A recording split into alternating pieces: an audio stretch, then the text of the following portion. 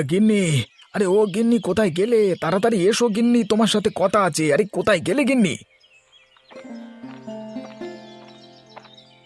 আরে কি ব্যাপার? কি আজকে এত তাড়াতাড়ি চলে এলে যে? ব্যাপারটা কি তোমার? আরে গিন্নি, বিরাট এক খবর নিয়ে এসেছি। সেই জন্যই আমি এত ছটফট করছি। এই খবরটা শুনলে তুমিও ছটফট করতে শুরু করে দেবে। তা কি এমন খবর শুনি? মোহন এসেছে। মোহন? সে আবার কি? আর কোথায় বা এসেছে? আরে মোহন হলো আমাদের কাকাবাবুর খাস কর্মচারী। আমি যখন কাজ থেকে ফিরছিলাম তখন ভ্যানে একসাথে এলাম। ও গেছে মেজোর বাড়ি। কেন হঠাৎ কাকাবাবুর খাস কর্মচারীর মেজোদের কথা মনে হলো কেন? আর বলো না গিন্নি, সে কথা শুনলে তুমি অবাক হয়ে যাবে।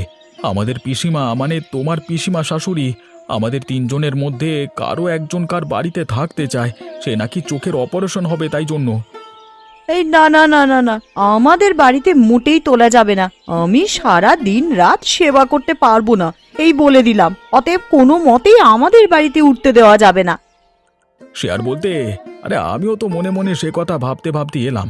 যদি কাকাবাবুর এখন কিছু অর্থ সম্পত্তি থাকতো আর সেখান থেকে যদি আমরা কিছু পেতাম তাহলে না হয় একটা কথা ছিল। কিন্তু এখন আর এসব কথা মানবার কোনো মানে হয় না। কেন তোমার পিসিমা তোমার কাকার বাড়ি ছেড়ে হঠাৎ করে আমাদের সবার বাড়িতে নজর করলেন কেন? কাকাবাবুর সব শেষ হয়ে গেছে বলে? আমারও সেটাই মনে হয়। আরে দুনিয়া তো স্বার্থ ছাড়া চলে না। সেই কারণে মনে হয় পিসিমা আর ওখানে থাকতে পারছে না।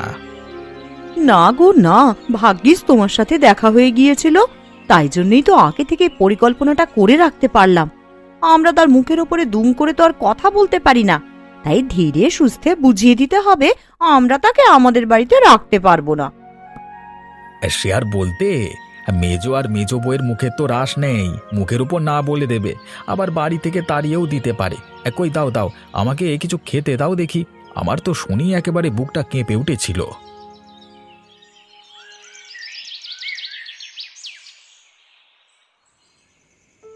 নগেন ভাই, বৌমা, বাড়িতে আছো তোমরা? আরে ও নগেন ভাই, বাড়িতে আছো কি? বাইরে কে ডাকছে বলে মনে হচ্ছে বলো তো? প্রশ্ন না করে উঠে গিয়ে একবার দেখে এসো না, যত সব। আচ্ছা আচ্ছা, যাচ্ছি যাচ্ছি। এই সব সময় তো খ্যাক খ্যাক করো না তো।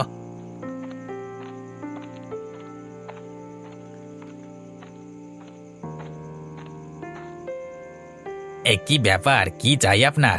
আপনি কে ঠিক চিনতে